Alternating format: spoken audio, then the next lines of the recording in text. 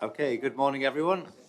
Welcome to the Scrutiny Management Board, particularly for those of you who are coming in the morning, because we normally meet in the afternoon, so we appreciate that.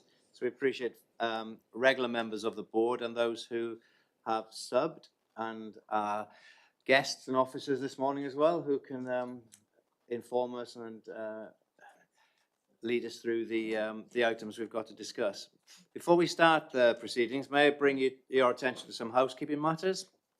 There is no expected fire alarm today.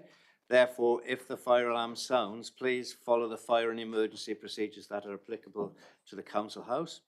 This meeting will be broadcast live to the internet and will be capable of subsequent repeated viewing. And by entering this room, committee members are consenting to being filmed throughout the meeting and to the use of those recordings for webcasting. So can I ask you to please speak clearly and directly into the microphone when addressing the meeting, so that online participants and the public can hear, and that it is switched on when you are not using it, but not switched on when you're not using it. And your mobile devices need to be turned to silence. So first of all, do we have any apologies for non-attendance today, please? Yes, Chair, a few today. We've got apologies from Councillor Darcy. We have apologies from Councillor Ney. Councillor Freeman is substituting. Apologies from Councillor Riley. Councillor Stevens is substituting. Apologies from Councillor Dingle. Councillor Simpson will be substituting. And apologies from Councillor Holloway. Councillor Moore is substituting. Okay, so thank you for those of you who've stepped in around other commitments to substitute. And as Councillor Darcy isn't here, as Vice Chair, he normally sits on my left. And Tix, who's ever wished to ask a question, I suggest we don't replace the Vice Chairman for this meeting. We're happy between us that we tick to see who would like to ask a question. You happy with that? Right, thank you. Okay, I don't have any declarations of interest myself. Does anybody else have for the meeting, for the issues that are coming up? Councillor Stevens? Thanks, Chair. I'd like to disclose a private interest under item number 6, in that my employers are more than likely to be mentioned, but it's all on the record. Thank you. Any others? Okay, no, thank you. So, leading on to the minutes of the last meeting, item 3. Could I ask the board to confirm that the meetings of minutes held on the 30th of October and the 15th of January are as agreed? Is Councillor Murphy, you're seconding? Any proposing? Anyone seconding? And Councillor Blight will second that. Thank you. I have no urgent business to bring to this meeting.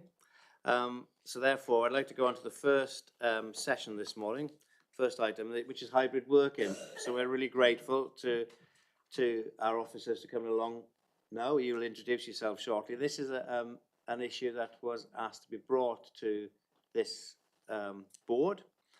And I appreciate that you're here early, because you're in the middle of another meeting, I gather, yeah? So hopefully you can focus on what's in question. I'm sure you can do, because you're multitasking. That's the nature of your job.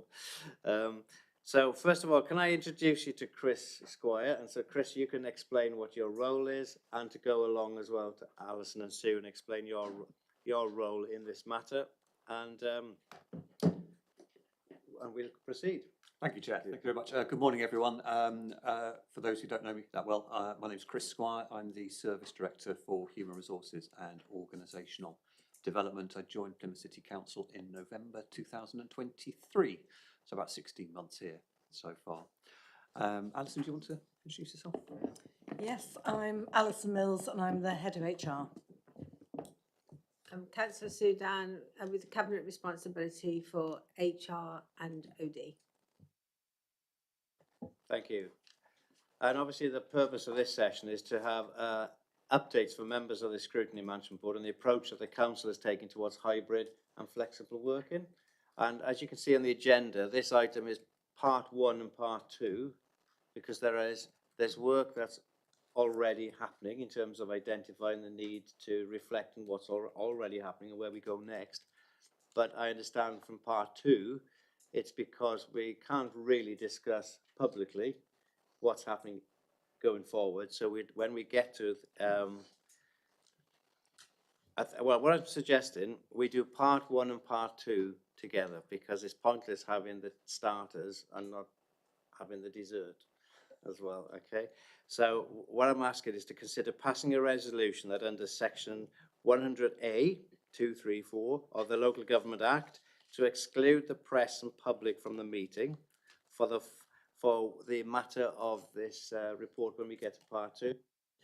Can I just explain why we can't discuss it in public? So if anybody is watching this, they understand that this isn't any secret squirrel stuff. Yeah.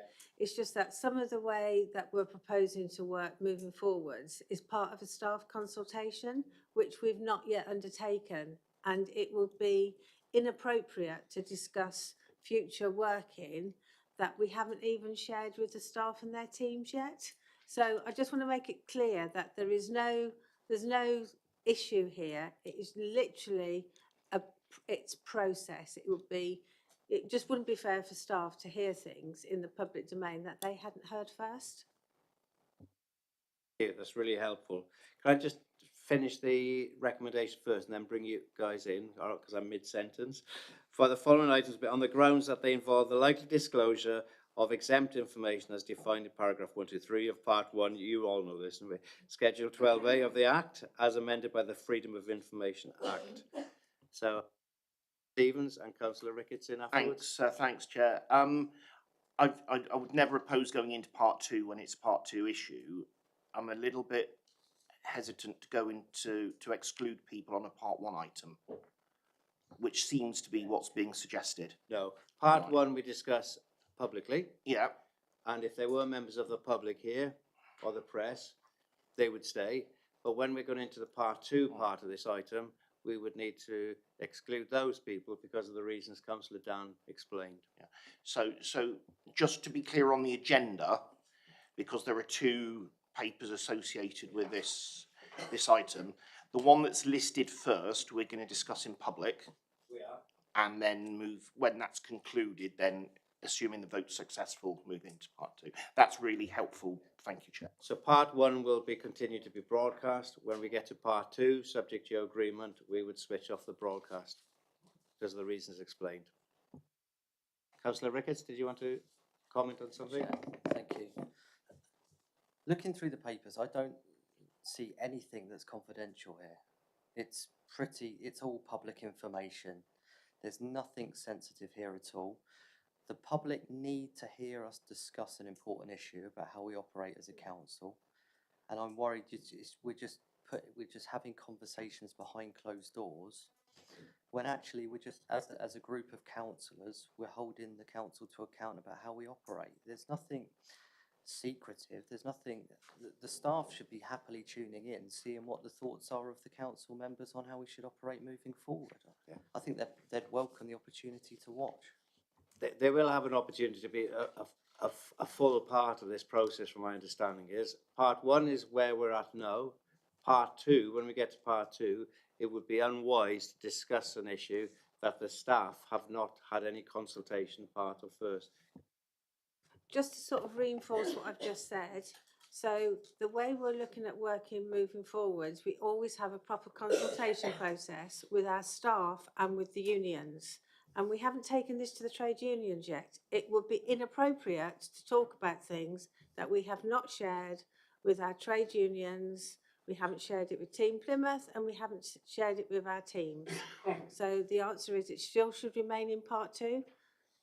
Yeah, so part 1 is where we're at now. Part 2 was what could be coming next. And then we would bring back to this board the outcome of the consultation with staff and the unions and so on, and the way forward for us to be informed about. And actually, this is a briefing update. This is not the finished product. This is as far as we've gone now. This is where we are now as a city council, at the request of this board. And then further down the line, we'll have some discussion and debate about where we are towards the end of the process. So I'm happy to hand over to who's going to go first. Chris. Unusually, I'm going to let Chris go first, because if it's all right, because Chris, we've got a Team Plymouth upstairs and Chris is first on. So if Chris could give his input now, and then you'll just have the backup team of Alison with a little bit of me afterwards, just in case there's any questions. Thank you. Fire away. Thank you, Chair, and thank you for the conversation. So I think this is an area, this is a topic that we're reading about in the press at the moment. We're hearing from friends, family, colleagues, and such like about the approaches taken by different organisations. So what we're going to cover here is some of the background as to why we are where we are at the moment, and as we go into part two, what the plans are for how we go forward. I think if we look at the background, so sticking to the part one paper for the moment, Chair, if we look at the background to this, COVID changed everything. We know that. We all remember the day when we were told to go home and work from home and not come into the office, and that was up and down the country, obviously due to lockdown. That has had a significant impact on the way that organisations work and the way that individuals work and the way that individuals organise their own personal lives. And that all plays into the conversations we're having here. And then we all have those kind of mutual concerns about services that we may offer as an organisation and how we interact with each other, how we bring along our new starters, our apprentices, the new joiners into the workplace, returners to the workplace, and actually how we work together as teams. So we're all being incredibly mindful of that. In terms of the background at Plymouth City Council, once lockdown had finished, there was a move here, and I'm going to summarise this and generalise this. There was a move here, a strategy in terms of reducing the office footprint of the organisation, and then dividing workers into roughly three separate categories: kind of flexible, service-based, and frontline/mobile workers. So recognising that roughly half the workforce here can't work at home because they might be refuse collectors, they might be cleaning up our parks, there might be teachers, there might be librarians, social workers, but the kind of stuff that has to be done face to face, and where you need teams together in person. So the strategy of the council then was to reduce the office footprint, categorise workers into divide workers into three separate categories, one of which was frontline, and then we had service-based and flexible workers. And the flexible workers, you still have a primary work location. That's in your contract of employment. So if it says Ballard House in your contract, that remains Ballard House in your contract. But it gave people the choice at that point of where they would like to work and where they would best work. So that was the agreed strategy. What we're looking at now is opening up that conversation with staff, recognising that there are some things, no matter what area you work in, there are some things that actually are best done face to face, again in person, how we relate to each other, how we work with each other as well, and that is the conversation that we can have in the part two and the approach that the council is taking. So I'll stop there. Alison, anything else on the history? No, I don't think so. I think it's very much that we were trying to rationalise the footprint. Windsor House was obviously shutting. We were looking at Midland House. So it was very much on employee choice, and manager-employee conversations happened. That was all part of the process. And with the manager and employee decided how they would best work. But that sort of onus on the employee choice and almost encouraging people to work at home was the strategy at that time. Since that time, coming to the current, different service areas have taken it upon themselves in deciding how to work effectively, what is best for them. So there are some areas now when teams, employees are... Sorry, Alison, can I ask you to move the microphone to you closer, please? Thank you. Sorry.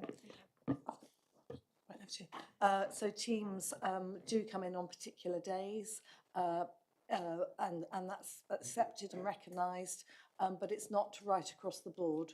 And so that's why we're wanting to have this reflection and thinking forward, what is best, how are services best delivered, and that's really the discussion in part two.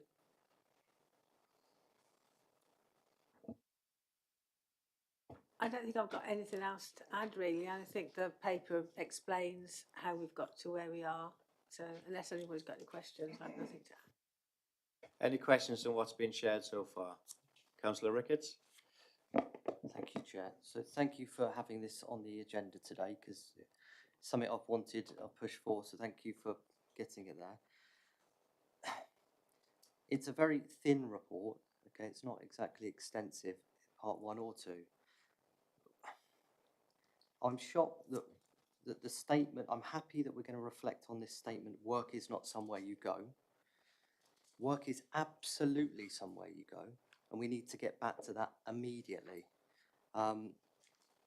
Employee choice, again, the balance has gone too far. It's about how we drive the organisation forward, and it's a balance. It's how councillors operate with staff to get the job done. I feel desperately sorry for young people in the organisation that are apprentices as such. They get a fantastic opportunity in Plymouth City Council, and then they're working from home. Okay, it's all right if you're a seasoned professional and you're in your 50s and you've learned life skills and how to handle yourself and how to operate. But if you're a young apprentice, you need people around you, and we're failing people as far as I can see. We need to get a parity between people that are out there in the parks, in the community, picking up the rubbish, yeah, and then their colleagues in other areas of the council are at home. And it's a national issue and it's a local issue, and I'm happy we're discussing it today. It's unfair, and we need to bring things back. I'm in a unique position to look at this subject because I was a Plymouth City Councillor from 2006 to 18, where we were right here and we were basically next to the staff, and it was a fantastic situation that went on for decades. There was then a big push for us, quite rightly as councillors, to move over to Ballard House, to be close to the staff for operational maximisation, and we did that. I've returned 5 years later, and it's frightened me. I go to Ballard House, and it's empty seats, empty desks, okay, and we're slowing down as an organisation, and we're not giving the service we should. So I'm really happy we're discussing it. I think the carbon neutral situation that's mentioned in the report is conflicted, as in I don't think we should be selling assets to get our carbon footprint down, especially we're a massive employer. We need to be getting people back in the workplace to utilise the bus service where bus patronage is down. It doesn't make any sense to me, okay? So thank you for your observations. I think they're all what we thought through COVID, but we've got to get back to serving the public properly and effectively. It's too slow at the moment. There's councillors that are we should be working together a team that probably don't even know what staff look like. They probably walk past them in the city centre, don't even know what they look like. We've got to get back to working together as a team. So I welcome part 2 where we talk about how we're going to move forward. Thank you, Chair. Councillor Dunn? I think I need to respond to that as in 2 ways. One is political and just use of some of the language. I mean, I'm really sorry, Councillor Ricketts, but I don't think our staff are frightened, and I've got no reason to think why you should be frightened coming into a council building. Or is there any evidence of us slowing down? I find that is really derogatory to our staff to think that they are slowing down. At the moment, I can honestly say that the capacity of the council to actually serve the demand of our residents is absolutely huge, and we don't have enough people. It is not about where they place their working place, whether they're working at home or whether they're working in an office. We have huge demand and reduced capacity due to 15 years, and I'm going to say this, of conservative austerity, where we have had to make cuts in our services year on year on year. And to give you an example, Councillor Ricketts, 5 years ago, there were probably 45 people answering the phones on the 668,000 number. Now we have about 12. Some of those people work at home. They take it in turns to come into an office. Work has changed. COVID has fundamentally changed the way that residents contact us and the way that some of our services are delivered. So we have responded in a really, really effective way to what happened 5 years ago. And in terms of apprentices, it states clearly in the paper that we support our staff and they work in different teams and teams work in different ways. And where we do have apprentices and where we do have young people, we encourage them to come into work. because that's what we're encouraging them to do. You can't do some of these jobs sitting at home. And also, you cannot compare now a frontline worker for somebody like the refuse collectors or the social workers and people who during COVID had to work in really, really difficult circumstances, and we did it. We've had to change the way we work.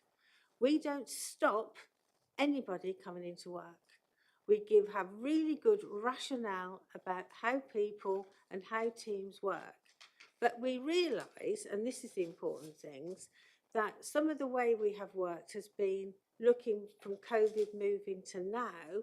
And we now realise that looking at what we want to do moving forwards, we probably have to have different strategies, different policies in place. And we have recognised that. So there will be a change in thinking. But no way, absolutely no way, is the current way of working detrimental to our staff or to our residents. We do a really, really good job, and we have not slowed down because we're doing hybrid working. Thank you. Councillor Finn? Yeah, I would just like to take on a concern there regarding the political statement of the last 14 years. Obviously, as of the budget yesterday, and I know from other government departments, there are cuts, and there will be cuts going forward. However, other organisations funded by government, such as the probation service, and I know this is a fact, are encouraging people to come back in the office. It is about staff welfare, but it's also, on the other hand, it's the fact that we're a front-facing organisation, and we're here to support the public. You know, we're paid for by the public. We're here to be answerable to the public. Now, what I'm finding, and one thing I've had in my inbox on many occasions, is they've tried ringing officers up. They've left messages on answering machines or whatever, and nobody's getting back to people. So I think there's a two-pronged attack, and I think Councillor Ricketts has got it partly right. I won't agree with everything he said, but I think the majority of what he did say is right, is we have to be more accountable. Now, when you've got 63% of your workforce away from the desk, there's obviously the supervision. What are they doing at home? We don't know. I would like to think we're doing well and that they're doing their job properly, but again, within probation, they realised that they weren't getting the best efficiencies out of it. So when you look at, as I said, if we look at it as a council and compare ourselves to St Catherine's House, just across the road here, management have made that decision that on the balance of probability with regard to staff welfare and on the other side of public service, that more staff are encouraged to come into the office. But it's not just coming into the office as well, it's the local economy, it's the, you know, the coffee booth outside, it's about local communities that was lost. So yes, we had COVID, we're now post-COVID, and I think we need to look forward, and another strategy needs to be imparted, and I think the greatest thing is to encourage people to come into the workplace for the benefit of the public and the benefit of the staff themselves. Thank you. Chris, would you like to come in on that? Thank you, Chair. And my apologies, I'm going to have to go in a minute to do my next presentation. But these are all absolutely valid views, and this is all part of the debate and the approach that we'll be taking, and then Alison and Councillor Dan will be discussing with you in part two, is around that encouragement of people back into the workplace. And I agree in terms of the local economy, the local cafes, buses and such like, absolutely. The other part to play into that, though, is around the recruitment and retention of staff. And you look at the age profile of our workforce, 50% of our workforce is aged over 50. We have got strategies we can discuss at another point around what I call my youth policy or our apprenticeships and early career strategy, which is working really well. But we're looking at people with care and responsibilities. The majority of our workforce is female. That's 65, 66% is female. And the burden of care in this country still falls predominantly on women. So it's being mindful of actually the people who have adjusted their lives during COVID, post-COVID, in terms of upwards, downwards care and responsibilities, how we recruit and retain that talent in the workforce and develop that talent in the workforce as well. I am a massive believer in bringing people together face to face for whatever session that might be, whether that is customer service, whether that is team development. I have my whole team together on Monday morning, for example, over at the Energy from Waste plant for a development session with ACAS. So absolutely, it's about encouraging people to come and be together, because those interactions are things that you cannot repeat on a Teams meeting. We know that. But it's how we go about that with customer service, so services that making sure that we maintain brilliant services to our population, but also how we recruit, retain, and crucially look after our colleagues as well. So that's all in the part two. But Chair, I am going to have to go, I'm afraid, but I'm really happy to come back at another session, obviously in conjunction with Councillor Dan.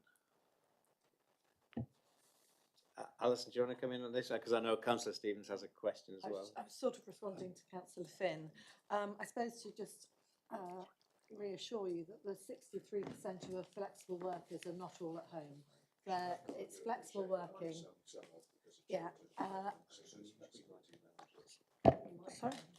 Yeah, it's on. Yeah, so there are a lot of people in the office. There's a lot of collaborative working, and it has been a gradual return to the office. There should always be continuity of service. So when you mentioned the telephone calls, whether someone's at home or whether someone's in the office, the picking up of the phone via their laptop should be absolutely no different at all. Thank you. Can I just come in before I mention, bring Councillor Stevens in, is because I think you've mentioned that the strapline used to be work is not somewhere you go. I think the secret of hybrid working is the work is somewhere where you are and where you be, because there are some jobs you can be. It doesn't matter where you are as long as you're being the role holder and fulfilling the role in there. And you mentioned, Councillor Ricketts, about the public transport and so on, encourage people to, I met somebody this week whose role is on the council is to encourage people to fulfil the Go Green policy by car sharing, cycling, getting the bus and so on. So for people who are able to fulfil those modes of getting to work, there is a strategic role in the council that's encouraging employees to do that. Stevens. Thanks, John. A couple of things. Firstly, very briefly, for the benefit of people watching who don't live in the world of local government jargon, what does rationalising the footprint mean? I'm not sure that's a phrase that many people watching will have used quite I think itself. it's what I referred to a little earlier.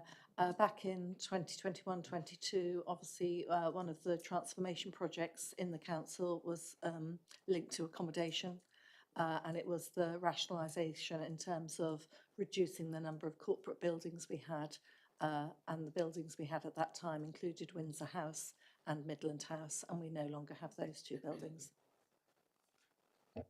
That's really helpful. On the wider issue, I fully take on board the points you just made, John, in terms of work being something that you do, and we're as a local authority, we're in a relatively strange position as an employer, in as much as there are some people we employ who cannot work from home. If one of our refuse collectors said, well, I'll put my laptop in my back bedroom and I'll work from home, the reaction I'm already getting shows how ridiculous that is. But if your work is at a desk and all you need is access to IT, then it becomes a lot more flexible. Speaking as one of the old timers on the committee, who was around when Steve was sat next to all the staff over the road or over the way in the Civic Centre, yes, that's where a lot of our office-based staff were, but they weren't interacting with councillors every single day. When I wanted a pothole repaired in my ward or some fly tipping cleared, I didn't go up to an office in the Civic Centre or down to the depot at Cat Down. I did what I do now, which is contact them by phone or by remote. It might be a little bit difficult for Steve because he was a cabinet member for a lot of that period, so I'm guessing he did have face-to-face meetings in the way that I, as chair of the planning committee, used to have face-to-face meetings, but there was no sort of golden age where councillors would wander around offices looking for an individual member of staff, so that's just not what happens. We do have a way of implementing HR type issues, and that is precisely what was said at the beginning, which is to do it with full consultation with the staff. And yes, staff could tune in now and watch this, but that's not how we do consultation. I do think it would be not just beneficial, but essential if we hear back the results of the consultation and we get told exactly where Sue and Cabinet colleagues have decided that we will be going, and I'm sure that will be a very, very interesting debate.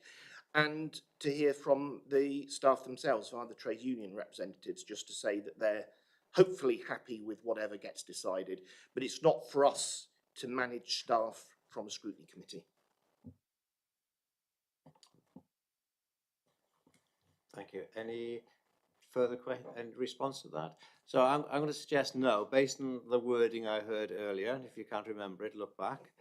That according to part 4 of this of Schedule 12A Act, I now propose that we go into part 2, so we can proceed to the second part of this paper. Can I have a seconder, please? Yeah. Councillor Stevens, thank you. Doing a double act, one with a V, one with a PH. Okay. I'll now need to allow time for the broadcast to be switched off. Oh, can I have a vote on my proposal? Councillor Stevens is seconder. All in favour? Thank you.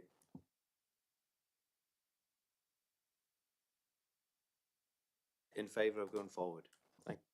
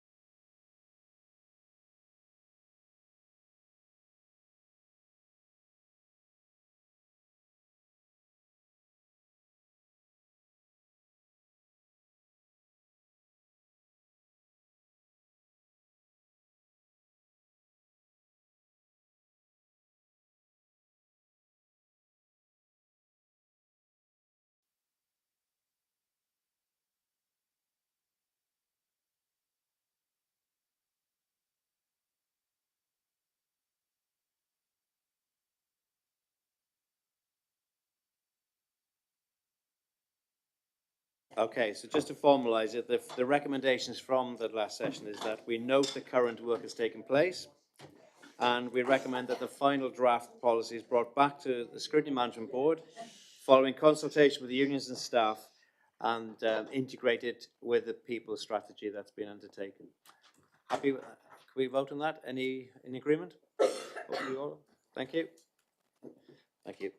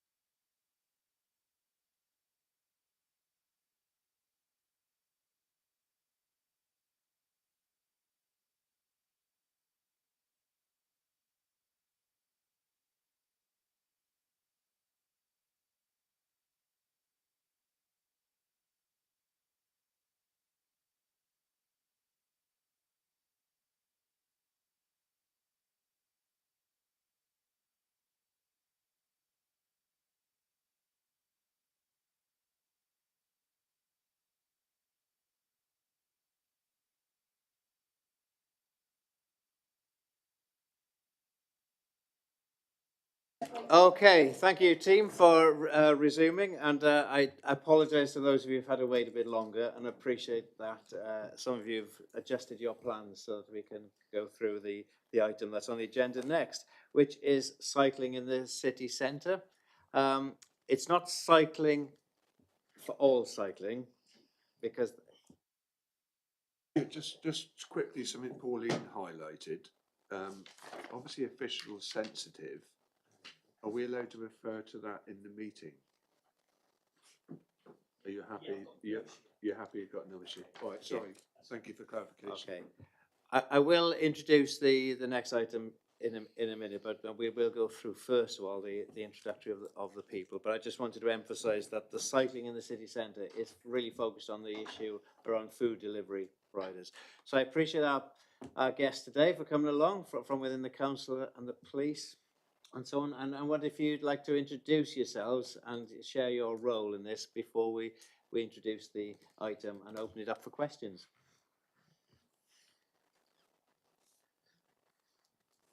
There we go. Okay. Thank you, Chair. As Philip Bellamy, Head of Highways, we facilitate the build and maintenance of the infrastructure. Emily Bullymore. I'm Street Trading and Street Operations Manager, so I deal with traders and events in the city centre. Good morning, Inspector Greg Bridget, Sector Inspector at Charles Cross. My area is the city centre, waterfront and Hoe, and we obviously have a vested interest in this topic. Thank you.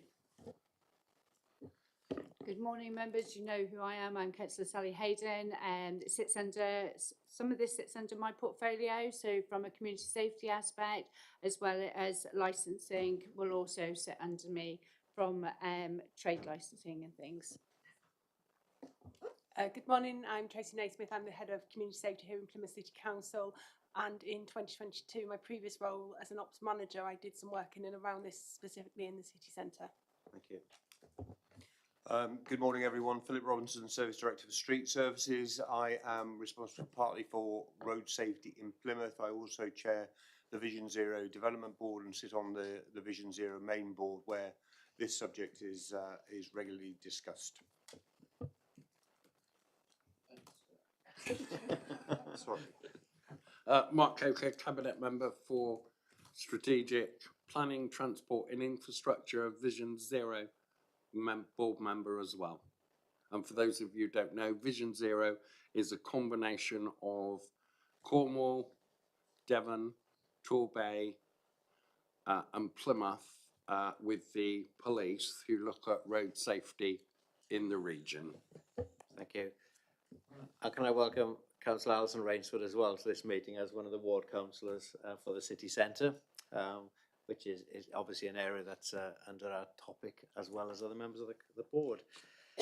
Okay, I appreciate you coming, and I'll introduce this topic briefly because it came about in the autumn when I was receiving a lot of concerns and complaints from people about the coexistence, if you like, of the food delivery riders in the city. We may well have had complaints about cyclists in general sometimes, or concerns of cycling, but it was particularly the food delivery riders. Now, over the last 5 years, there's been a sudden change in city centre landscapes across the country with food delivery riders. First of all, it brings about employment for people. It provides a service. I'm not quite convinced that having a McDonald's delivered at 7:30 on a bike in the morning is helpful. But also, as we have a city centre, which is going through great improvement, we want it to be a safe place and a welcoming place for visitors and the city's residents.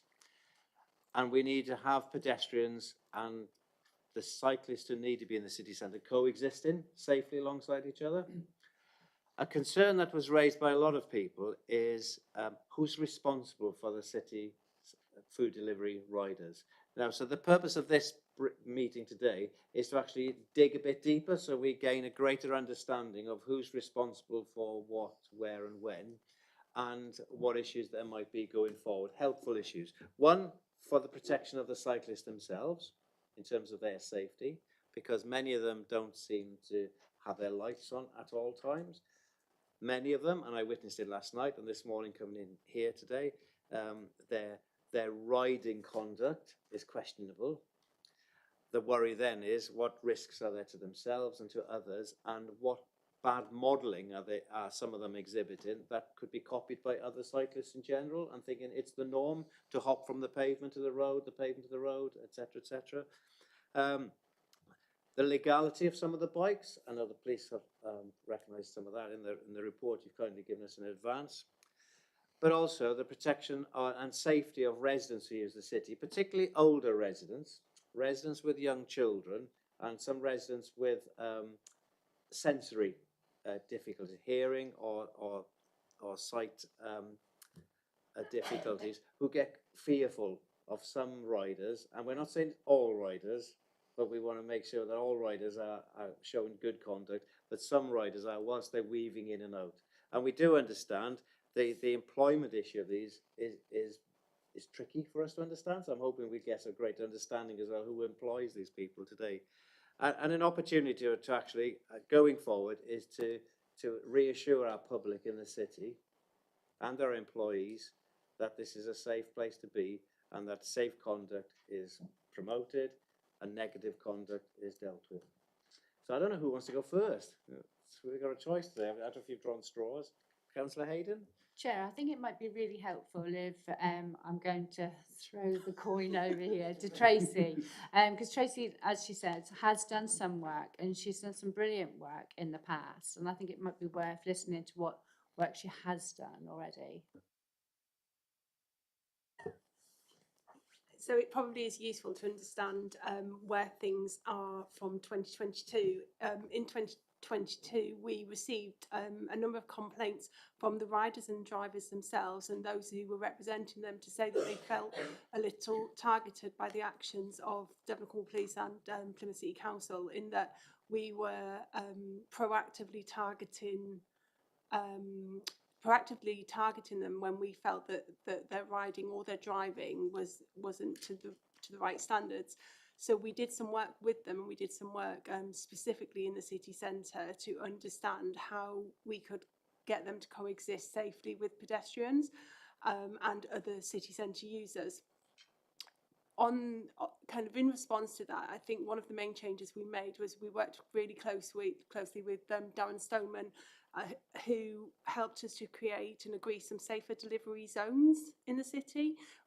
These are areas that are kind of lit and signed, and where riders and drivers can meet and congregate away from pedestrians.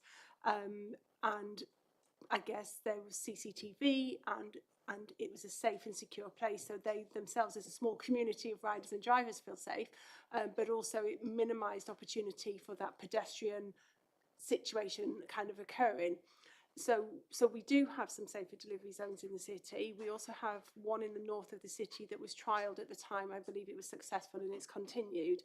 But even then, it was recognised that that it was becoming more difficult to manage the number of bikes versus the number of pedestrians, and the way that we use and order food now has obviously changed. I think it's Emily said that 70% of our business is done by deliveries now, and so we, back then in 2022, I think we were more concerned really in trying to understand how we could adapt our city to the riders and the drivers. And I think the other thing that we found at the time that we were asked to take note of is that, of course, many of those who are engaged in this as their work do so at minimum wage or very low income, and they're supporting families. And so we were keen to not disrupt that, but make it obviously safe for everybody, which was really really a fine line to walk. And what we also found was that there was if we look at the demographic of Plymouth, there was a disproportionately high number of non-British people carrying out this work. So there were language barriers, and we felt that we could probably do some work about raising awareness of how to ride safely, but all of this understanding there's no legislation really to support us. You know, there is nothing illegal about not having a helmet on or not having, you know, the way you ride, it's a code of conduct rather than a driving licence. So it was really, really difficult. Devon and Cornwall Police were really supportive in that, and they did some education and awareness. We ran 6 events in the city centre where we spoke to pedestrians, businesses, and also to riders and drivers.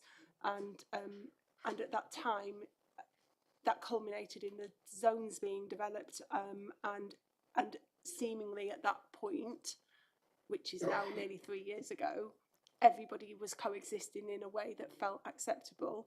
I think what's changed since then is there are more e-bikes, there are more e-scooters, they're more powerful, and there is still no legislation to support us to manage that.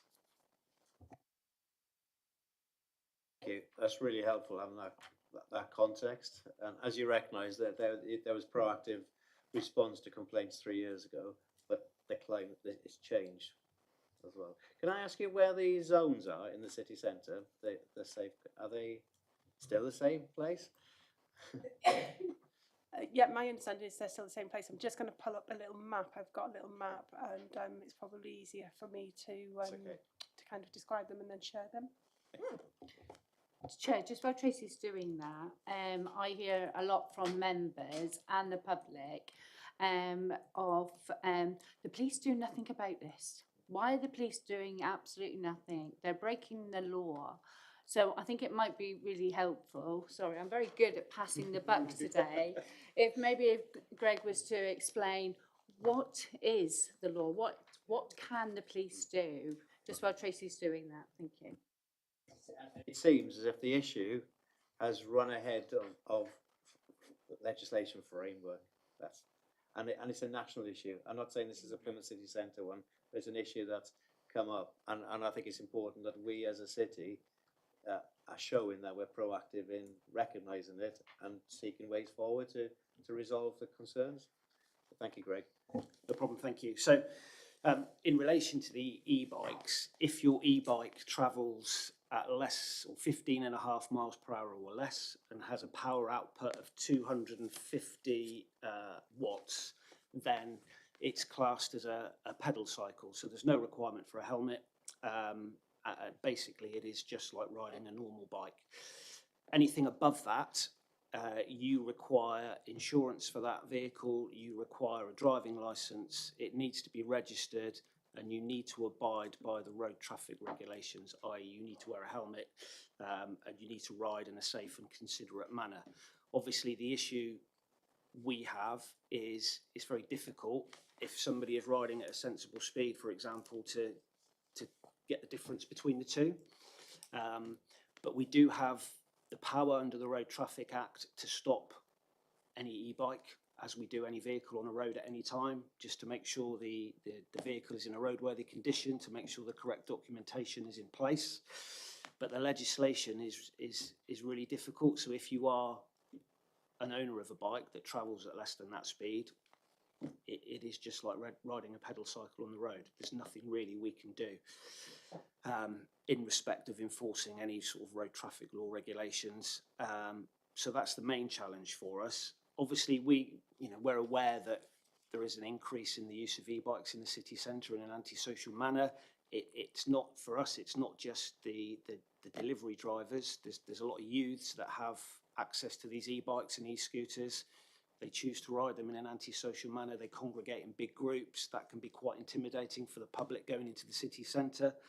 So as a result of all of that, we set up an operation in conjunction with our roads policing team, our local neighbourhood team and members of the Special Constabulary. Prior to undertaking an enforcement event, we did some education work with a lot of the local takeaways, just to educate them around what the requirements are and the fact that we would be undertaking an enforcement operation in the coming weeks. We just didn't tell them when that would be. So on the 8th of February, we undertook that operation, which was a Saturday evening. And I think within that, we stopped 15 e-bikes and 7 were seized because they were above the limit that they should have, and they didn't have the correct documentation. So they were seized, and those riders were reported for those road traffic offences. So that operation will continue. In the interim, I don't know whether you've all got a copy of the poster that we are distributing across the city to all the takeaways about the legislation, about what is allowed and what isn't allowed. So that process is ongoing, and we will be running those operations on a regular basis. So that's not just going to happen within the city centre. That's going to be pushed out to the outlying areas as well. But it's a continuing piece of work and something that we will continue our focus on.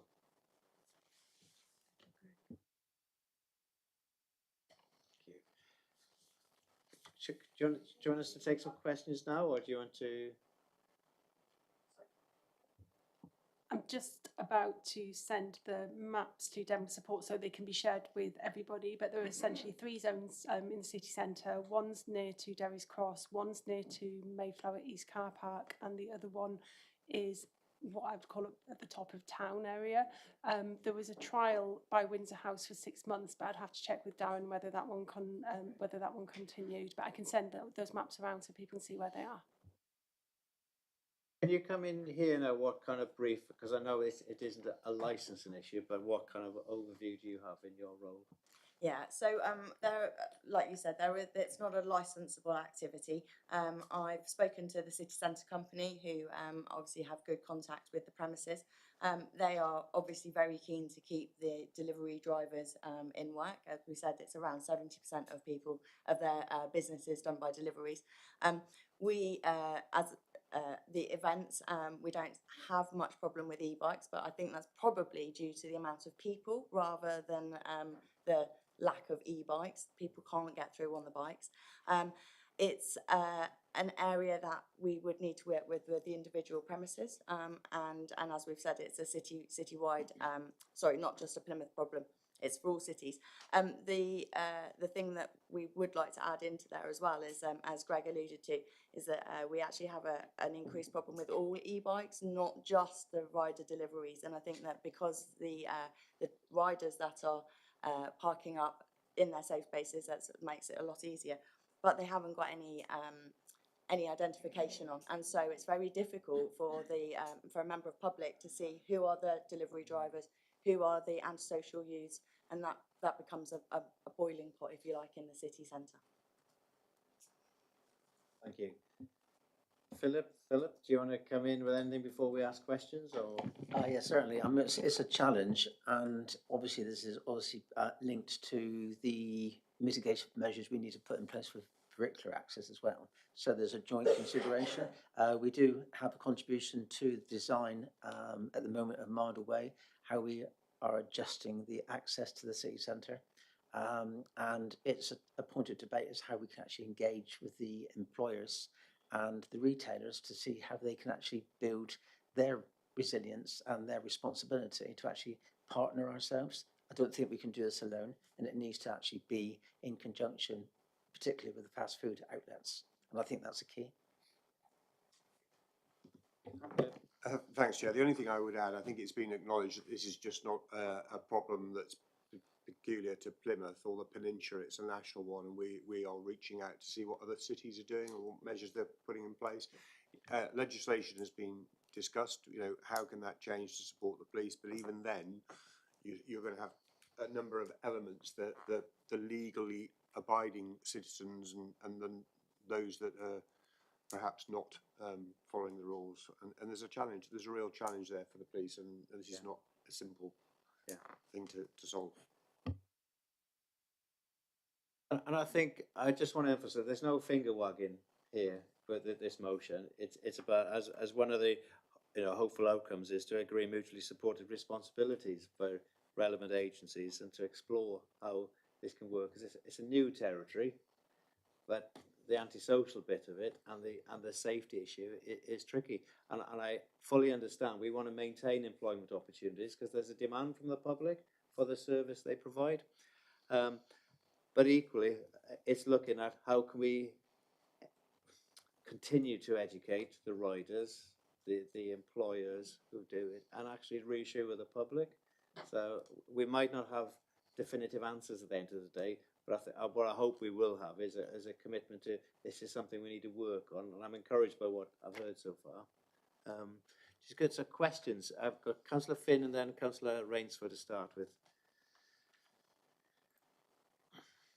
Yeah, I would like to thank the committee for their presentation today. One thing that concerns me, the whole criminal side of things, road traffic law has been placed on the police, and the whole burden has been placed on the police, when in effect, we as a council could do it. We could work with you. What about a bylaw in the city centre with regard to cyclists, that they mustn't use the cycle lanes, irrespective of what one thinks about employment? The safety of the public must come first. It's too late when and we've had incidences, and we know of incidences up and down the country where people have been killed as a result of these e-bikes. Now, we're prosecuting people for going over 20 mile an hour in Wilton Street, but they can go over 15 mile an hour in a bike. So we're only talking about a 6 mile an hour discrepancy.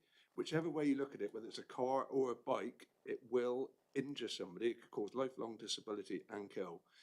So why haven't we discussed the prospect of a bylaw to work with the police, find out what we think would work best, take the advice of all the partners involved, promulgate the law, discuss it, implement it. Problem partly solved. Another thing is obviously the education. There has to be a carrot and stick approach to this. You can't just say, oh, you're being a bad boy, don't do it again. Sometimes we don't know who these people are. Like I said, identification is a big thing. Is it reasonable to suggest that anybody riding those bikes in town working for a business carries an ID card to help the police identify them, to help council officers identify them? So I think it's about the do's and don'ts, about what's expected here. But as I said, it has to be, and our main point of argument here has to be public safety. And I believe if we were to implement a bylaw alongside the criminal law, which clearly defines what's expected of these riders, the behaviour expected, so that the public have complete reassurance is the way forward. And it's no good just talking about it. We need to get on, do it and implement it. Because as I said, if not, these things are going to get further and further away from us. Thank you, Chair. Thank you, Councillor. Through you, Chair. Some of what you said, Councillor Finn, I do support. When we look at ID cards, there's no law there to make.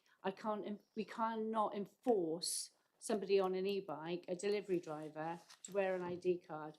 It would be very similar if I said to you, I'm going to make sure that you wear an ID card. I can't enforce you to do it.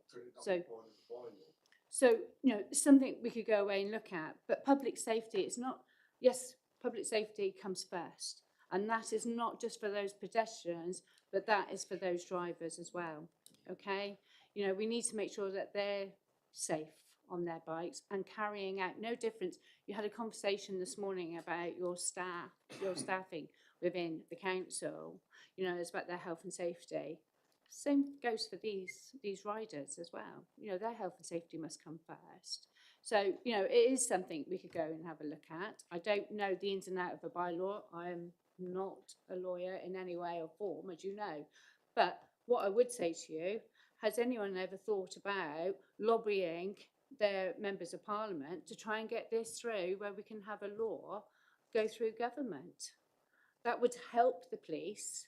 It would help us as a local authority. It would help your residents walking through the streets, and it would also help these people to carry out their daily jobs. So it's not just let's slap something on somebody. We've all got to work together, and we need the tools, Chair, to do that. Anyone else coming in on that? No? Okay, Councillor Rainsford. Thank you, Chair. I'm here as one of the councillors from St Peter on the Waterfront, along with my colleague, Councillor Allison. I should start by saying I personally have a lot of problem with bike riders. I'm profoundly deaf in one ear and hearing impaired in the other. And I just simply don't hear them when they come up whizzing up behind me. I'm also sitting on PADAN, which is the Plymouth Area Disability Network, and their members have similar concerns because of various disabilities, impairments. However, that group, of course, are also the group, because of mobility issues often, who benefit greatly from the home delivery service that the riders offer and bring. Councillor Allison and myself regularly do ward walks in and around the city. I know on one of mine, we stopped and spoke to a rider who was in the wrong place and probably driving too fast, and just reminded the rider of the fact that there were pedestrians, at which point he actually got off his bike and pushed it, which was where it should have been doing in the first place in that area. There are huge issues. I as a ward councillor, have taken loads of calls and emails from residents. They would like to see, for example, the riders wearing something that identifies them or the company they're working for. They'd like to know who's responsible if there's an accident, because a lot of the riders probably aren't insured in any way. They clearly are concerned about illegal bikes riding too fast through the city centre in the wrong places. They're quite happy that the new scheme will have a very clear cycle route, which we have to hope cyclists adhere to. But I think overriding all that, I think what we would probably want to see is a much clearer understanding between all the parties involved, so the employers, the riders, and the public, about what is acceptable and what are safe behaviours. And on Councillor Hayden's point, having raised the issue in Parliament myself about mobility scooters and the speed some of those were doing, and trying to get some sort of licensing scheme and regulation, I think it is extremely valuable if, I don't know whether this committee takes recommendations, but to write to the Minister on this issue, because it's not just a Plymouth issue, it is national, it's international, to see whether or not we can encourage a move towards some sort of licensing scheme linked to training as well. Thank you, Chair. And my question is, would this be a useful thing to do? Thank you. I've got a feeling I know the answer. But yeah, I think the points you raised there, Councillor Rainsford, are relevant answers, because it resolved in this room, this issue. It's a bigger issue that we could play a part in raising the profile of it with the evidence that it has a negative impact, but the whole thing should have a positive impact. Amada Way, I know that there's a segregated cycle lane designed there for all cyclists, but that still wouldn't stop some of the Deliveroo and other brands from sharing the pavement. And I'm taking heart about this, the action the police are taking as well, Greg, when you said about working with the employers, with the posters and so on. I'm also thinking about how much refresher cycle training to some of we have good provision in the city through our promotion and so on, bikeability, where people offer cycle training, whether we could engage some of those agencies to remind or educate initially better cycling in the city. But I don't know what we can encourage it to happen. So we're looking at trying what best practice can we identify now, as well as taking it on to a more legislative pathway. Can I go to Philip first, please? Councillor Hayden. Thanks, Chair. It's just coming back to a couple of questions that have raised. I think the point you made, Councillor Finn, about carrot and stick is absolutely right. We've got to find some way to incentivise people to engage and learn and realise that this is how we would like people to ride bikes safely on our roads. I'm keen to explore the possibility of bylaw. These things, at least the technicalities, they take time. There's a period of consultation, and I think there's a submission to MHCLG required. But what we wouldn't want to do is just restrict the businesses. So we wouldn't want an unintended consequence that makes the businesses difficult to operate. So it's just making sure we get that right. But we'll certainly explore that. Any legislation, any bylaw then has to be enforced, and that in itself is a real problem. And I know the police are grappling with this day in, day out, because I would suggest that some of the people who are not abiding to the highway code are those that will never will, and they will always look to use shortcuts and bypass the bylaws or the existing Road Traffic Act. So this is if you're familiar with the expression Gordian knot, it's one of those that is really difficult to unravel and has many facets. But this is helpful conversation. In that sense, then, who employs the riders? So they're actually self-employed, and they are overseen by, for example, Deliveroo and Uber Eats. What I do know is that Deliveroo specifically do offer public liability insurance to anybody who is signed up as a Deliveroo rider or driver. I don't know to what cost, but there is insurance that sits alongside that. But they are all self-employed, and therefore the businesses, so we think McDonald's, Taco Bell, they don't have any responsibility. They become almost a third party within it. So that makes it really difficult for us to incentivise businesses to engage with us, to engage with the riders and the drivers. And I just want to pull back to Emily's point as well, which is, so as a community safety team, whilst we do have some complaints around the riders and the drivers, and that's specifically what we're here talking about today, we get an equal number of complaints about children on e-bikes, and other groups of people who also use e-bikes in the city centre. And then the point about bylaws, again, I think it's definitely something that needs to be explored, but I think everybody needs to recognise that bylaws are enforced by local authority, not by the police. So we would need, we would need kind of our own resource and capacity to then enforce that, which would be obviously the creation of a team of people, or you know, there would be significant challenges there for us when demand is already on staff is already really heavy. But that's not to say it's not a really valid thing for us to explore. It's just to complement. Separation, you know, you shouldn't ride on the pavement. That's for a pedestrian. There was a dedicated path to choose one. Yeah. Okay. Thank you.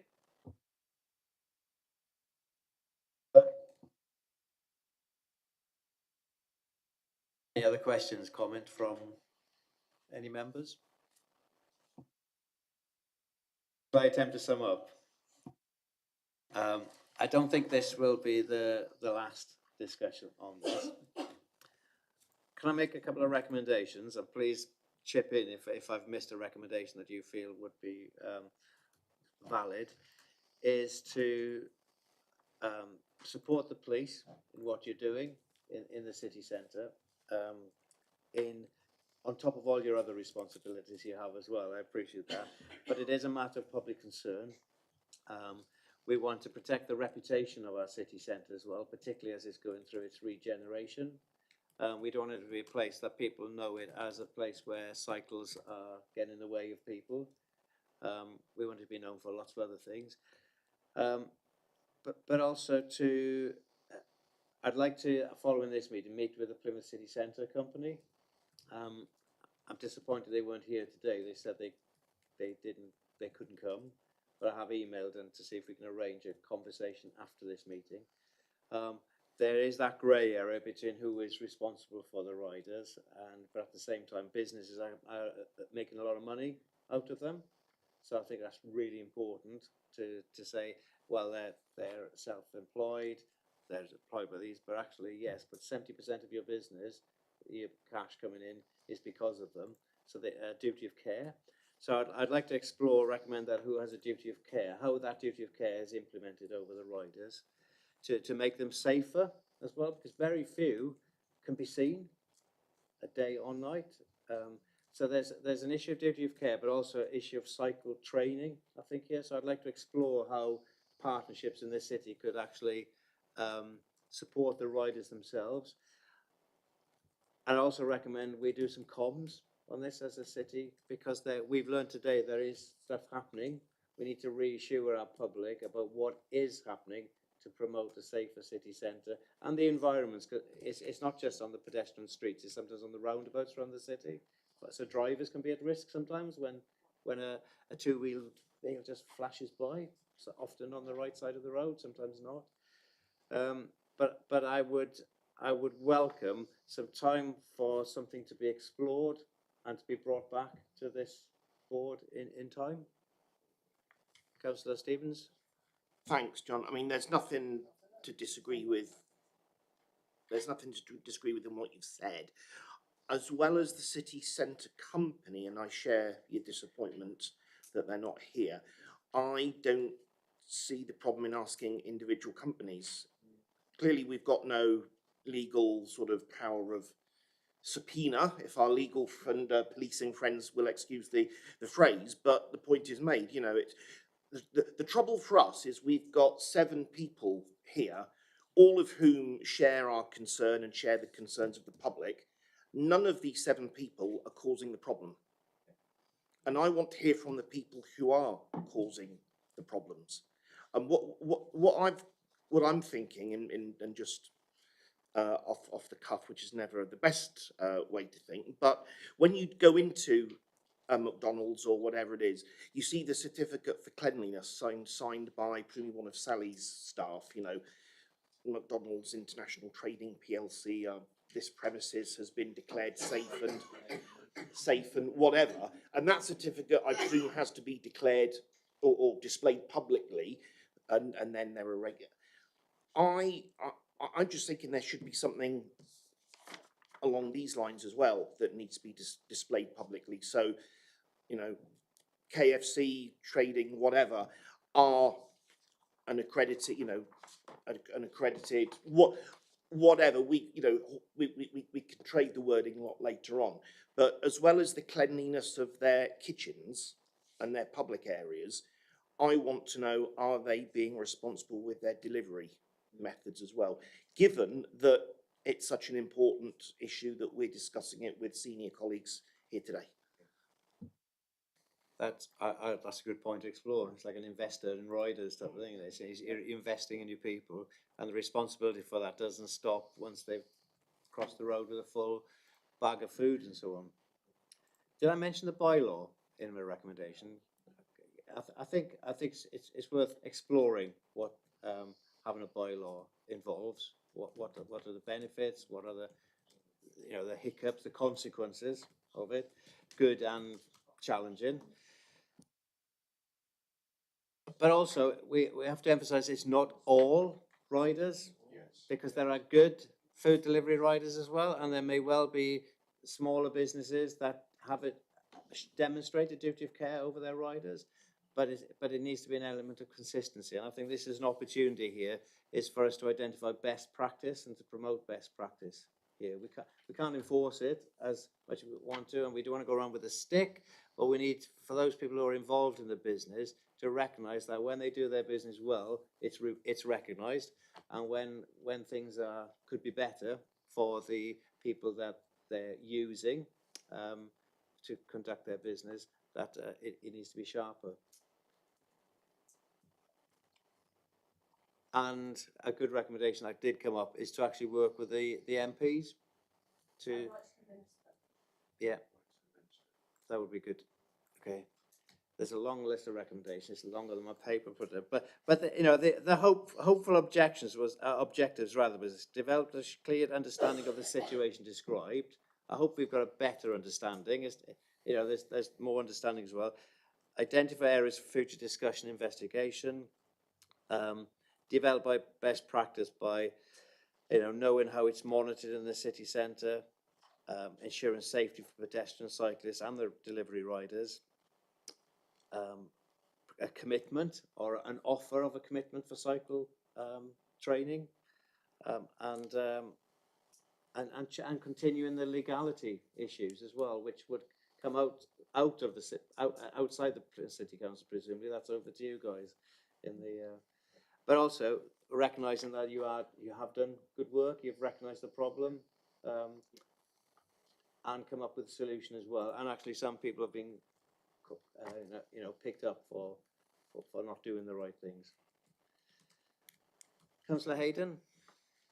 Can I just add a little bit from what Councillor Stevens was saying? We've done several accreditations within the council, and the first one that's jumping from my head is our Borg accreditation. I know we have our modern day slavery. It's probably something that we could look at and working alongside Emily from a trader's point of view as well, to see how many people we could get on board. A little bit of side scrutiny working. I can't remember what you call it. It's been a long time since I sat on scrutiny now, but a work program that way where we could bring in these people and then as a city get people to sign up to that accreditation. Okay, I'm happy with that. Yeah, that sounds good. We have to list those recommendations that trickled off our tongues over the last 10 minutes. I'll do my best to summarise, Chair. Councillor McCogan. Yeah. There's one thing, I agree with all of your recommendations, and I've sat and listened. I think the only thing that you've omitted, is that there's a lot of work going on nationally with different local authorities of varying sizes and the LGA to look at best practice. Okay. And I think that's something that we should be doing. We can't do this all on our own. No. So let's put a recommendation in there to look at who's doing what well and see if we can adapt some of that to us. because I don't think we need to reinvent the wheel here. That's an excellent contribution from a nationally award-winning cabinet member. Thank you very much. You didn't get that for nothing. Thank you. Just a suggestion through you, Chair, seeing as we've identified quite a few issues here today that need further for work or evidence, and as Councillor Stevens mentioned, we haven't really got the opposing elements of the debate. Was a suggestion of maybe a select committee at some point in the new year to further discuss this, and then we'd be able to enforce a lot more of the recommendations. The two recommendations that I have got down as of today, which you may wish to delay until then, or you may wish to go for now, are that the Cabinet Member for Community Safety lobbies Members of Parliament to introduce safer measures for cycling in the city, and that the Chair of the Scrutiny Management Board, in partnership with the Cabinet Member for Community Safety, writes to the relevant ministers regarding e-bikes and cycle training in the city to see if we can encourage a licensing scheme or training.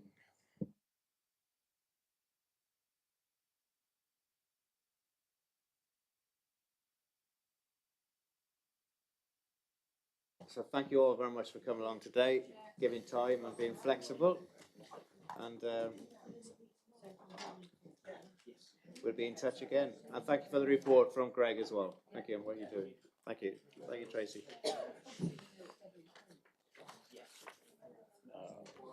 Elliot, you're right to, I mean, after taking everything down.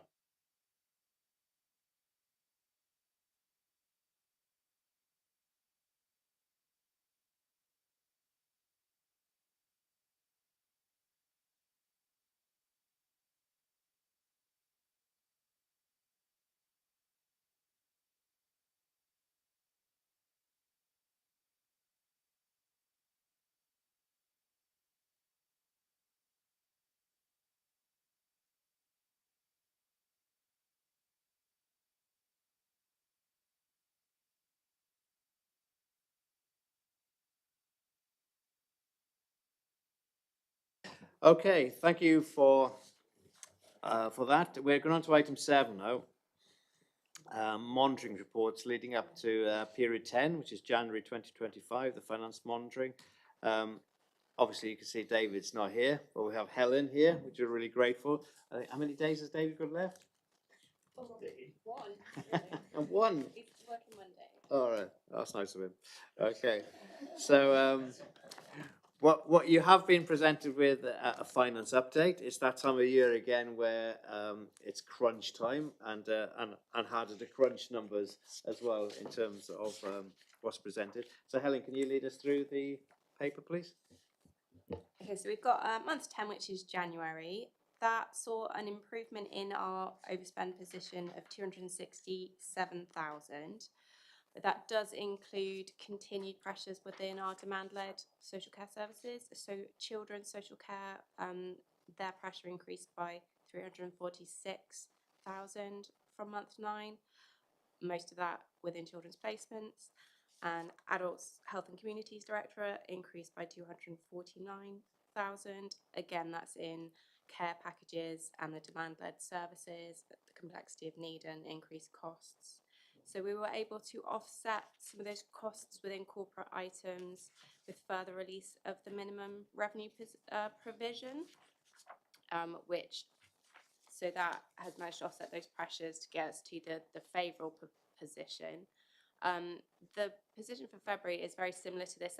It's come down slightly again, but as we go into, we're coming up to close down now into Outton in the next month or so. We're not quite there yet. There is still pressures that need to be offset. So that will be part of the work and the discussions that happen now within the next month. So I don't know if anyone's got any questions. Any questions on what's been presented? No. I mentioned to Helen earlier on that on page, well, I don't know, it's table 3 anyway in the capital programme by directorate. In terms of spend, there's a huge increase next year for developer contributions of 11 million, whereas the norm has been between quite low sums, 1.7. That might be a pattern of spend? Have you found an answer? Yeah. Yeah, so the bulk of that is Woolwell to the George. That's Ah, 6 okay. million, 6.4 million. And then there's like several plan for homes underneath that. So I've got a list if you want it, but it is one big project like we thought. So that helps. Any questions? Mrs. Freeman.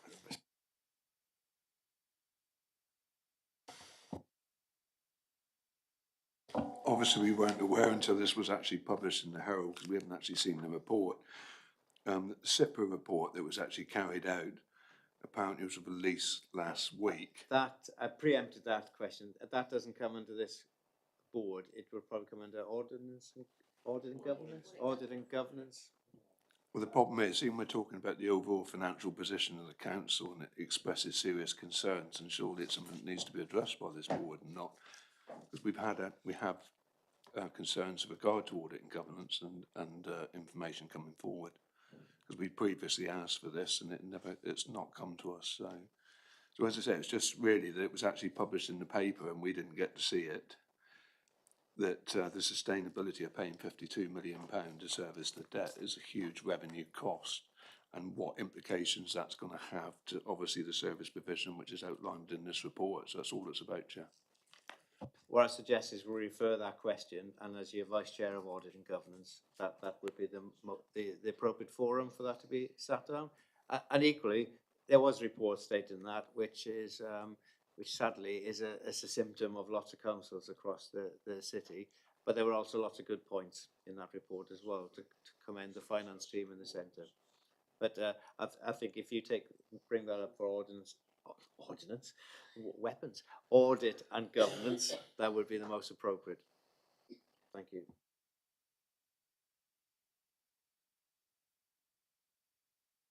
Then propose that the Scrutiny Management Board notes the forecast revenue monitor at the end of period 10 as set out in this report, and the adverse variance of 1.57 million. Senior officers will continue to work with the Cabinet to reduce the forecast overspend, and the capital budget for 24-29 is revised to 399.298 million for the reasons given. In agreement with those recommendations? Thank you. Thank you, Helen. Budget scrutiny.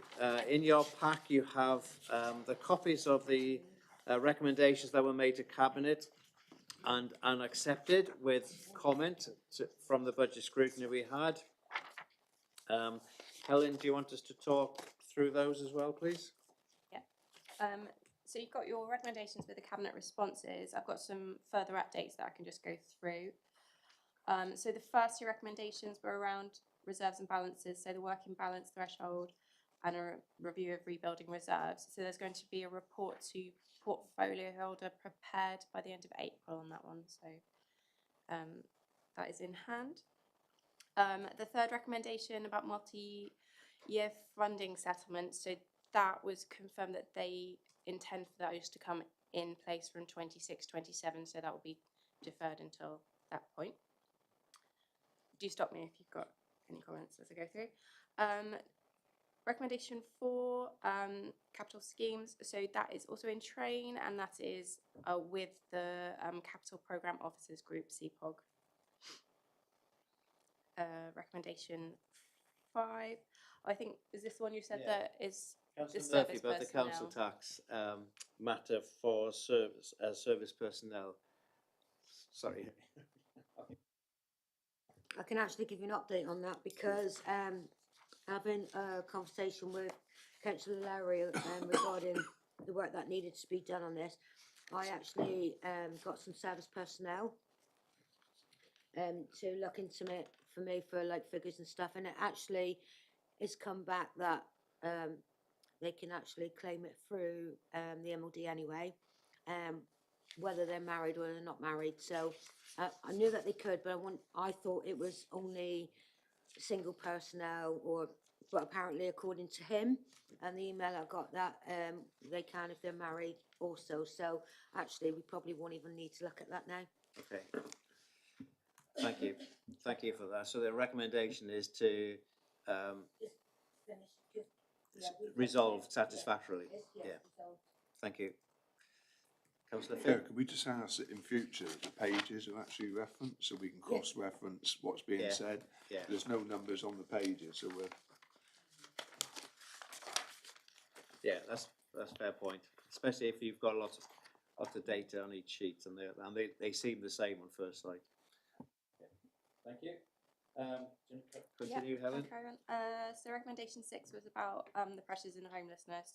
So that needs to be scheduled into the forward plan for that scrutiny committee.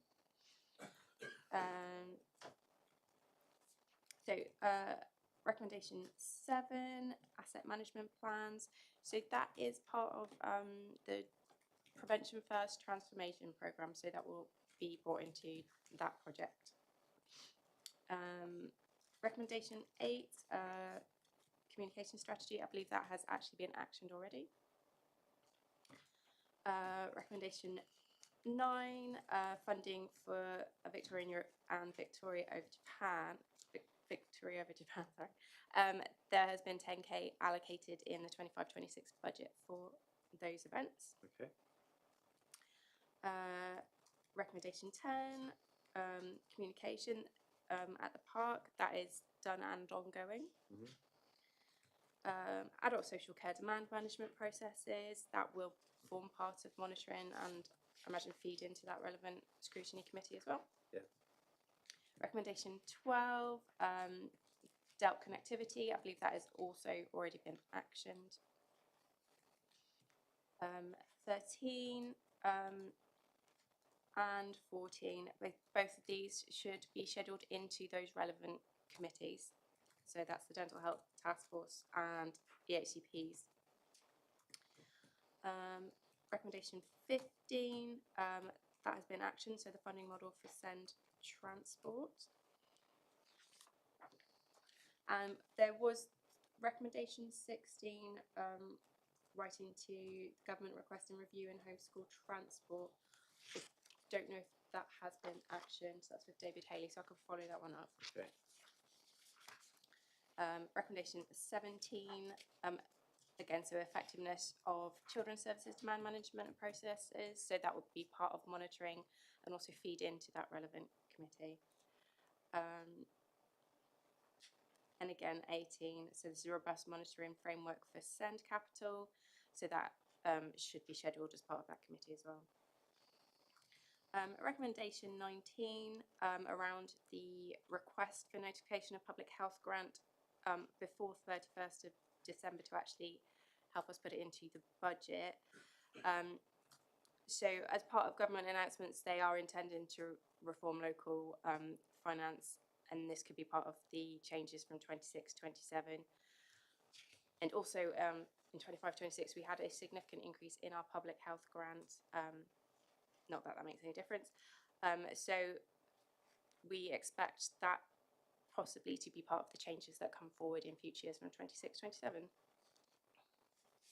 Thank you. Because I guess in terms of finance from the central government, we're in that state of flux between the one-year settlement and the proposed longer-term settlement.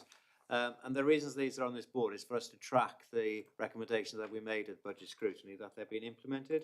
I noticed there is one that it was down for it to be part of this scrutiny management board, and that's the asset management plan. So we'd need to build that into our work programme, that the officers responsible for item number 7 will update us on the format of asset management to make it smarter across the council and consistent.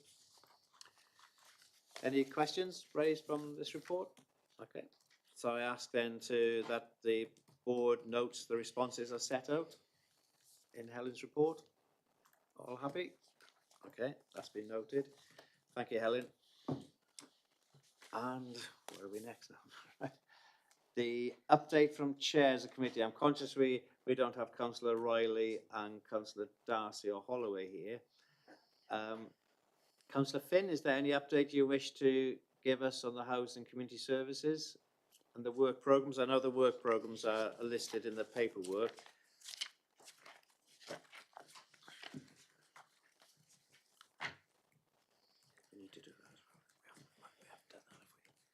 Yeah, just a quick update. A few things have had to be put back due to the reports not being available, such as the public toilets review, which was a motion on notice on 29th of January 2024, but unfortunately for the last two meetings it's had to be put back, so we've had no officer and no report. There's the reports on the salt bins. It seems a rather simple issue to resolve, that you just make all the bins yellow. The council know where they are on the map. They know what's got to be filled, so that councillors, especially with regard to community grants, haven't got to go running around trying to fund them. We're still waiting for that to come back and be dealt with. Just a clear, concise plan to say, well, look, the council takes responsibility. At the end of the day, when you talk about the council paying for them and where it comes out the community grant, either way, the council's paying for them. The council give you a community grant to pay for. So there's issues like that. We're looking at the meeting, obviously, on the 16th of April, which is another meeting that's been timetabled, because we weren't due a meeting in April, to try and bring forward some of the backlog on the work programme, so the child poverty plan, and obviously the public sector equalities duty compliance will be brought before us on the 16th of April. We'll report back thereafter once that's complete. Chair. Councillor Blight, thank you. Just a request really, having looked at the other scrutiny board panels work programme, they've kept in what they've previously done, whereas our housing community service doesn't have what we've done over the last few meetings. So it looks like we haven't done very much. So just a request that we could have the historic stuff. It's a rolling programme, I understand that, but we've knocked off too much. It doesn't show what we've done. I agree, because if it does come up in this meeting or any other meeting, you do want to make a quick reference to when something came up. Similarly with an issue we want to talk with the health. Okay, so and we need consistency across the four panels in terms of what's presented. Okay, thank you. Councillor Murphy, do you want to comment on anything on the health and adult social care panel?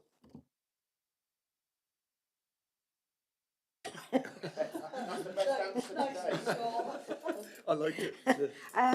The only thing that I will mention, Chair, is obviously the motion of notice that went in last week for end of life.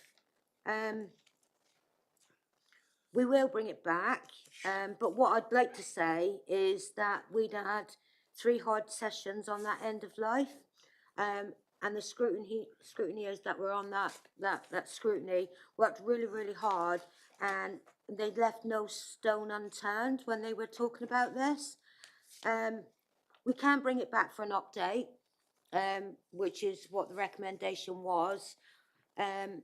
All the recommendations that the scrutiny put forward, actually most of them have been done. So I'm not sure what more we'll be able to do with that report coming back.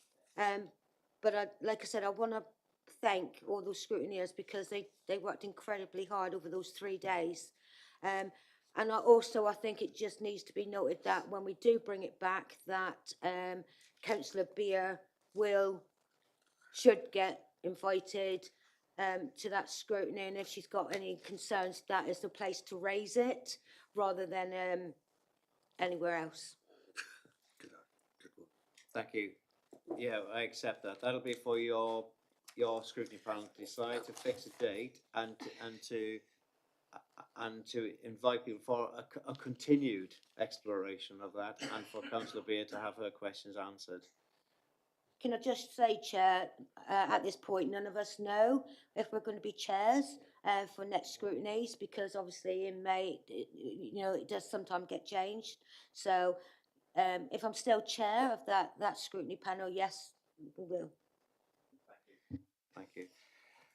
I don't have anything from the Children, Young People and Families group, but you've made a valid point there. We'll just have to wait for these panel schedules of work programme to be filled in for the next municipal year. We don't yet have dates for this panel yet, and I think dates have gone out for the other panels, haven't they, for the year? So we need to get dates in our diary for this. happy with the updates that have been recommended there? Thank you. We've covered item 12. For the scrutiny panel board, though, I've got 3 pieces of work that we've identified that we would need a timetable, and that's the continuation of. Sorry, Chair. Before we go any further, as the chairs of the other scrutinies weren't here today, if they know that they're not going to be able to make a meeting, do you think they could just quickly give us some sort of report so that we can actually be read out? Yeah, that's noted. Yeah, and that could be built into the job description or whatever it's called, the role profile for each scrutiny panel board. That's included there as a requirement. Should somebody not be absent, that somebody else brings the information.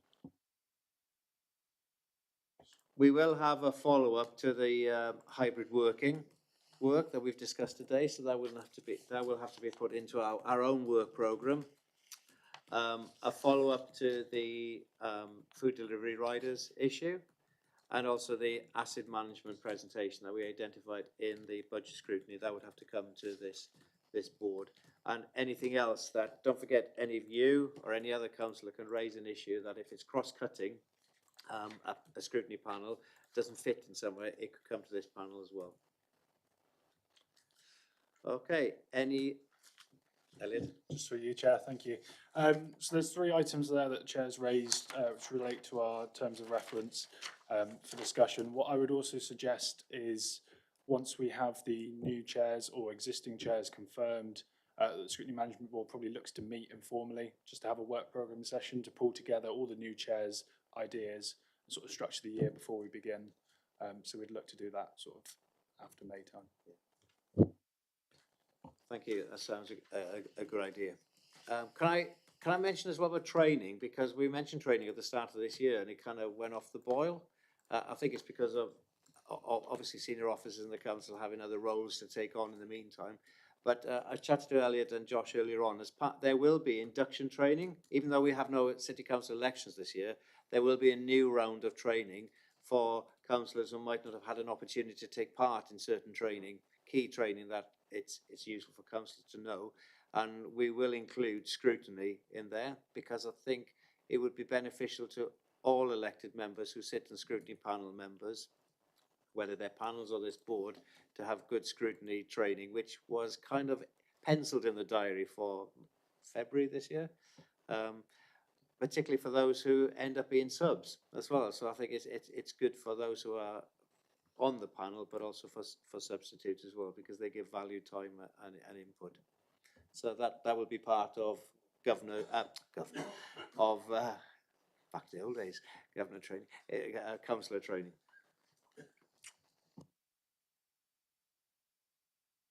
I don't have any exempt business, and if anybody does have anything else to add, that's the end of the meeting. So thank you very much for your time. Thank you. Thank you, Chair. Can I just say thank you for bringing us through this year with your chair head on.